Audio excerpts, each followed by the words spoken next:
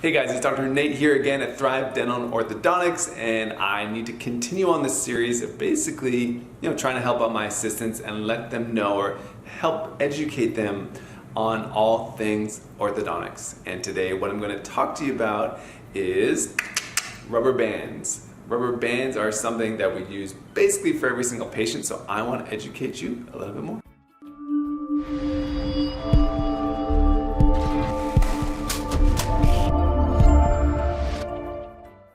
Alright guys, so what are rubber bands? Rubber bands are just these guys right here. Might be a little hard to see, but they're basically just these circular little pieces of rubber. That's all they are. And it doesn't matter really what office you're going to, they all basically work in the same concept, and that is this. We have this circular rubber band, and when we put it into the patient's mouth, we extend it. But it always just wants to go back to that same shape, that same circular shape. And that is literally the concept of every single rubber band. And there's different sizes, there's different sizes, different diameters, and different thicknesses. And they are called everything under the moon. So we use otters and manatees here. I've used sharks, I've used seagulls, I've used everything. Any type of name you can think of, there will be a rubber band for it. Does that mean whatever name they come up with is naturally, has anything really to do with that rubber band? Not really. Every manufacturer just calls their rubber band something different. So you can have two rubber bands that are literally identical, but made by two different companies and called two different things. So just because they're called an otter, or just because they're called a shark, or whatever they're called, that doesn't really have anything to do with the actual rubber band. That's just something that manufacturers come up with. No idea how they come up with it. But at our office, we use a 3/16 inch diameter rubber band and different thicknesses of that diameter. Depending on what office you're working at, they may have different sizes, but at our office, we just keep it simple, and we have 3/16 of an inch in diameter. We have them strong and medium, and that's really all we have. At some offices, I know they'll have like a 1/4 inch, or they'll have something bigger, or maybe even smaller, just depending on what the orthodontist wants to do. I'm going to walk you through the 3 different kinds of ways we use rubber bands at our office, and I use these rubber bands probably 98% of the time, and the other ones are some outliers where we'll do some random things to try to fix a bite, but this is what I use the majority of the time. And it is class 2 rubber bands, class 3 rubber bands, and then triangle rubber bands. So if you do not know what class 2 or class 3 is, then go check out that other video I made, and I go into a little bit more detail on the difference between a class 2 patient and a class 3 patient. If you do not know that, just head back and check out that video. But what we do is for class 2 patients, we will put the rubber bands on the bottom molar. Let's see if I can see bottom molar. Let's see if I can get this around here. I'll try on this side. You can kind of see this here from the bottom molar all the way up to the canine. So it's going to be like this. This is what a class 2 looks like, okay? And I use this probably more so than any other type of rubber band.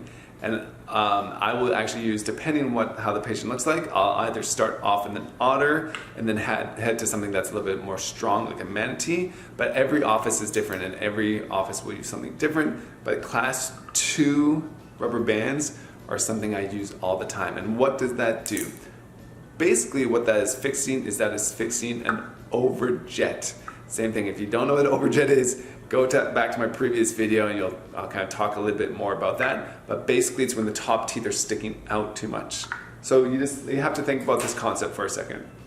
So these top teeth, we stretch the rubber band from the top here to the bottom here, okay? So we stretch that, so we're stretching it out, we're bringing it out here, and all it wants to do is come back. That's all it wants to do. Remember, that's the concept of rubber bands. They just want to go back to normal. So if we stretch it out, it wants to come back like this. So what it basically wants to do is it wants to bring these top teeth back and bring these lower teeth forward, right? Because we're stretching out a rubber band and it wants to bring it back to that. So that's why we use it for class 2 patients. So class 2 patients, remember the top teeth are sticking out too much. So you put a rubber band from up here to here, you stretch it out, and it just wants to bring the teeth back together. That's a class 2 rubber band. And I use that in maybe at least probably 70% of the patients. We use that all the time, class 2 rubber band.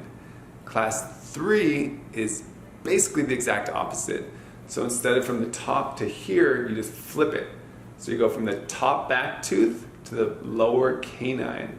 And it is literally the exact same concept. So remember, you're pulling the rubber band from top to bottom, and it just wants to come back, right? It wants to go back into its normal O shape. So you pull, pull, pull, pull, pull, put it on, and it wants to come back. So when you have a class 3 patient that's like this, it is going to want, you pull that rubber band, it wants to bring it back like this. So it's going to stick out those top teeth and bring back the bottom teeth.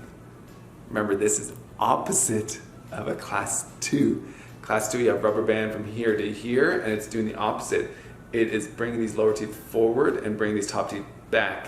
Class 3, remember, from here to here, it's bringing these top teeth forward and the lower teeth back. So it's exactly reversed, and it's exactly reversed because the patient looks exactly opposite. One of them class 2 has a big overjet. The class 3 patient has a little bit of an underbite. May not have a full underbite, but it has a tendency for an underbite. So those are the 2 rubber bands that I use all the time. The third one is a triangle. And it's called a triangle or a delta because that is exactly what it looks like. So let's see if I can kind of get this on right here. And it goes from the upper canine to the lower canine and the first premolar. So let's see if I can wrap this around, kind of a pain on this thing. And boom. Okay, so this is a triangle rubber band, okay? So you might not be able to see it too much right there, but it goes from the upper canine to the lower canine and the lower premolar.